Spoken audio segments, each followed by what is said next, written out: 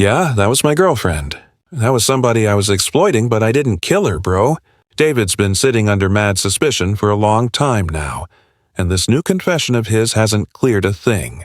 If anything, it stirred the streets up even more. He dropped a revelation about his girl's last words, and now everyone's locked in, debating whether he was really wrapped up in what went down or if there's something even darker hiding in the shadows. The truth finally slipped, and once it did, the whole music game felt the earthquake. On September 9th, 2025, the police in Los Angeles rolled up on Hollywood Toe, a place nobody thought would end up in music headlines.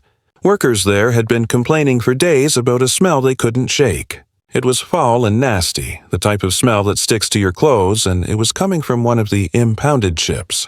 They cracked open that Tesla, and what they found inside turned a rising star's world upside down. That car?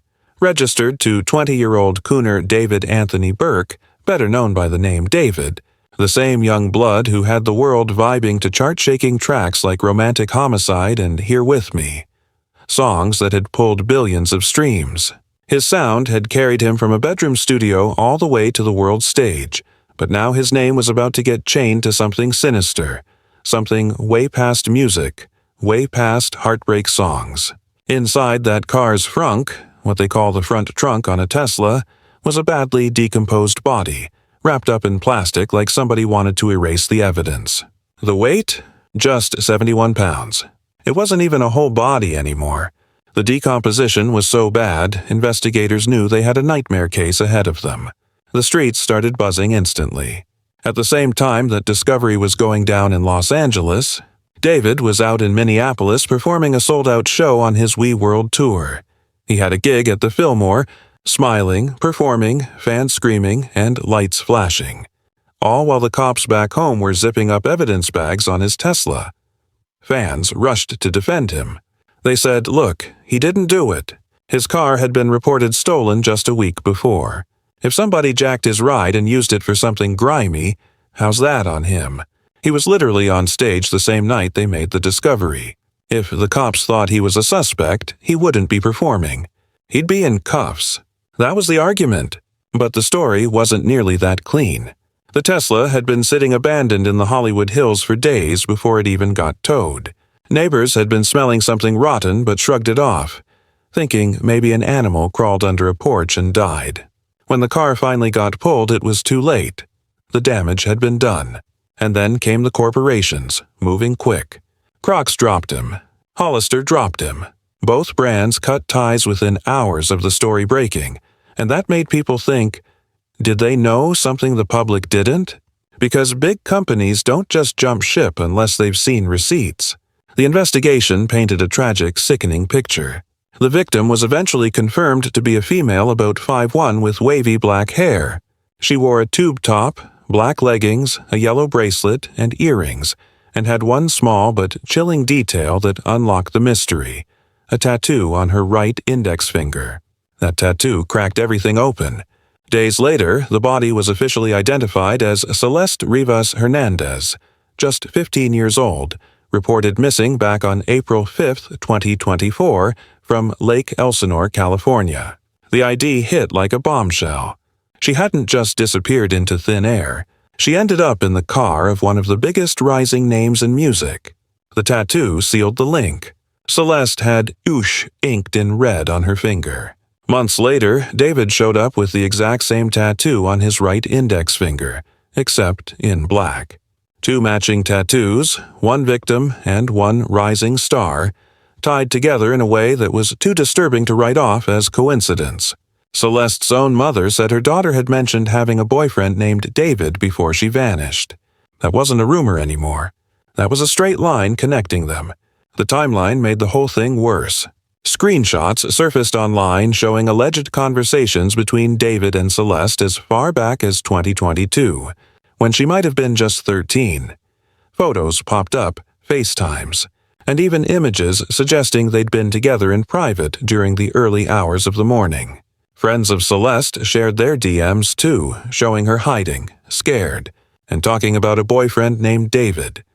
She wrote about being told not to text anyone, about being in situations that sounded way too grown for a girl her age. Her friends begged her to be careful, to cut ties, but her replies were chilling. "I'm safe." "No, I'm not." A cry for help hidden in plain sight. And then there's the music. That's what twisted the knife for so many fans. Romantic Homicide, the song that blew David up, dropped on September 7th, 2022, Celeste's birthday. The lyrics hit different after all this. "In the back of my mind, I killed you, and I didn't even regret it." At the time, he said it was metaphorical, killing emotions, killing thoughts. But when her body turned up 3 years later, abandoned on September 7th, 2025, on what would have been her 16th birthday, people started asking if the music had been a confession all along. The timing was too precise, too symbolic, too sinister. Reports even came out that he had an unreleased track called Celeste, with lyrics referencing her name and tattoos. Social media exploded with claims that her brother had seen proof of their relationship, screenshots, and even private declarations of love. He said he went to the police but felt ignored because David was famous. Fans couldn't believe what they were hearing. Some stayed loyal, defending him, but others couldn't shake the facts. The matching tattoos, the alleged messages, the body in his car. Investigators kept hitting roadblocks. The body was so decomposed they couldn't pin down an exact cause of death right away. Toxicology reports were ordered. The medical examiner deferred the cause, but one thing was clear. The remains had been dismembered. This wasn't some accident. Somebody had intentionally tried to destroy evidence to hide a crime. The LAPD called it what it was, homicide. And the deeper they dug, the worse it got. Celeste's last months looked like a nightmare. A teenager groomed, isolated, allegedly hidden away, and maybe even financially silenced. Rumors swirled that hush money had been paid in Lake Elsinore to keep mouths shut. Instagram posts popped up claiming David owed people for being with a minor. If true, it painted a picture of a cover-up, a deliberate effort to bury a dangerous truth. The power imbalance was undeniable. David, a 20-year-old star with money, fame, and influence. Celeste, just 15, a working-class girl with no shield from what was happening to her. And what about the Tesla itself? Teslas are computers on wheels. They log locations, speed, door openings, everything. Investigators knew that car held secrets. Where it went, who drove it, when it was parked. The neighborhood where it was dumped. Hollywood Hills, Bird Streets, a bougie area with cameras everywhere. Neighbors with Ring doorbells, security systems, and surveillance pointed at the street. That meant there was likely footage of who dropped the carafe and when. Somebody abandoned it deliberately, knowing it'd be found. Why there, of all places? While all of this unraveled, David kept touring, smiling for fans and acting like nothing was wrong. His legal team put out careful statements saying he was cooperating with law enforcement, but they dodged questions and told people to ask the cops instead. That was the move of a team trying to stay calm but bracing for the storm. The fallout was immediate. Fans split in half. Some couldn't believe the kid they saw as a voice of their generation could be wrapped up in something like this. Others pointed out the lyrics, the tattoos, the timing, and the mounting receipts. Brands dropped him, venues started whispering about cancellations, and the industry as a whole braced for what might be the ugliest downfall in years. The case hit harder because of how David had always presented himself. Born in Queens, raised in Houston, homeschooled and grounded in Christian faith. He painted himself as humble, still recording music in his sister's closet, still going to family Bible study every Saturday. Fans loved that about him. He was the superstar who stayed real, who didn't forget where he came from. But now that image clashed with the possibility of grooming, statutory rape, and murder. The wholesome cover shattered. And through it all, Celeste's story cut the deepest. A girl who had a life ahead of her, who had been described as bubbly, normal, and just another teenager, ended up dead and discarded in a luxury car. Her final messages showed fear, conflict, and a sense that she knew something terrible was coming.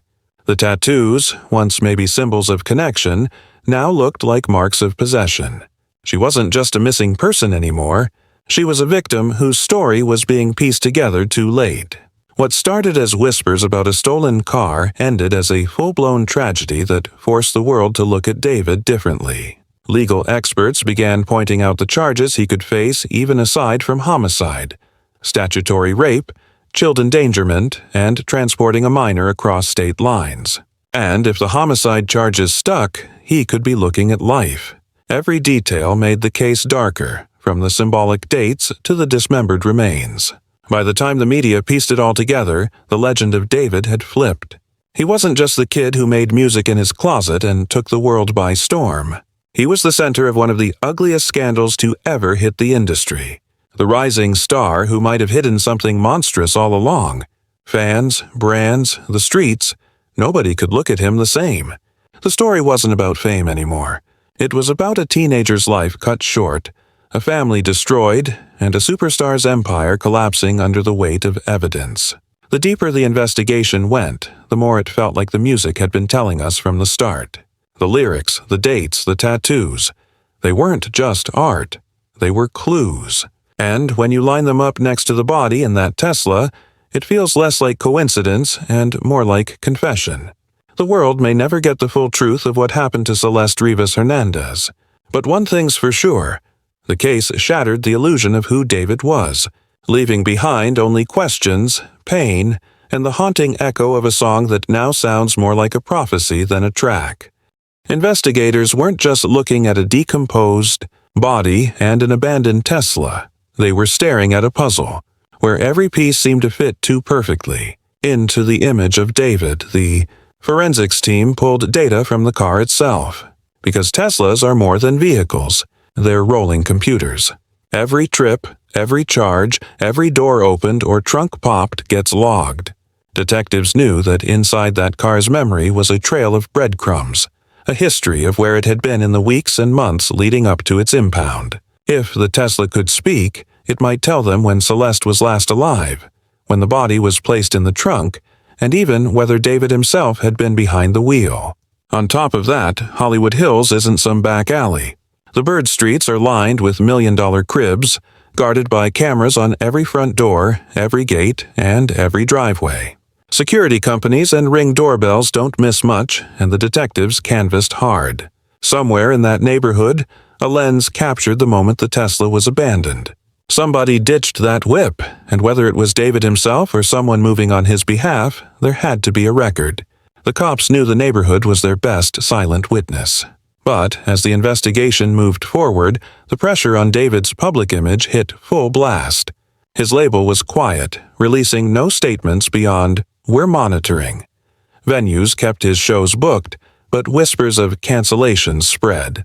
Fans flooded his socials with split reactions, half defending him with Free David hashtags, half demanding justice for Celeste. It wasn't just a court case anymore. It was a culture war online. Every lyric he had ever written got dissected. Every interview clip got replayed with new sinister context. What once looked like artistic brooding now looked like confessionals hiding in plain sight. Celeste's family was living a different nightmare. For over a year, they had prayed for her safe return, chased down rumors, and clung to hope. Then came the call that her remains had been found, not just anywhere, but in the car of a superstar. The mother, who once heard her daughter talk about a boyfriend named David, now faced the crushing realization that those words had been more than teenage talk. They had been a warning sign. And now the tattoo, the name, the timing, it all came together too late to save her child. The wider music industry started backing away fast. Brands knew the optics were radioactive. Crocs and Hollister's quick exits weren't just business. They were survival. Managers, sponsors, and fellow artists all went quiet, distancing themselves, knowing that even a whisper of association could pull them into the storm. In a world where reputation is currency, David's stock was collapsing overnight. What had taken years of grinding, recording in a closet, and climbing from YouTube montages to stadium tours was unraveling in days. Meanwhile, the legal conversation got louder. Prosecutors weighed the evidence piece by piece. Even if they couldn't lock down murder immediately due to the body's condition, the statutory rape angle was clear as day. Screenshots, messages, and the timeline painted a relationship between a grown man and a minor. That alone could put David behind bars. Add in transporting her and hiding her, and if evidence tied him to her death, The charges could snowball into life sentences. The internet speculation wasn't just wild talk, it was foreshadowing real legal peril. And then there were the whispers of hush money. Posts claimed David had been paying locals in Lake Elsinore to keep quiet, to keep stories buried. If those payments were traced and proven, that wasn't just morality, it was obstruction. Covering up crimes carries its own set of punishments. The story started stretching beyond one artist and one victim into something systemic, a whole circle of silence around an illegal relationship. The world was beginning to see not just a tragedy, but a pattern of concealment. For the fans who grew up with David's music, the betrayal hit hardest. His songs had been the soundtrack of loneliness, heartbreak, and hope for kids coming up during the pandemic. He was the artist who felt real, who sounded like he was one of them. But now, those same songs sounded like evidence. Lines about death, regret, and isolation. They weren't poetic anymore. They were sinister. It was like discovering your diary had been hiding confessions to crimes you didn't know existed. The connection between art and life blurred until people couldn't separate them. Celeste's story became more than a case. It turned into a mirror of everything wrong with fame, power, and exploitation. A teenager vanished from a working-class home, pulled into the orbit of someone with influence, resources, and charisma, only to end up dead. It wasn't just about David anymore.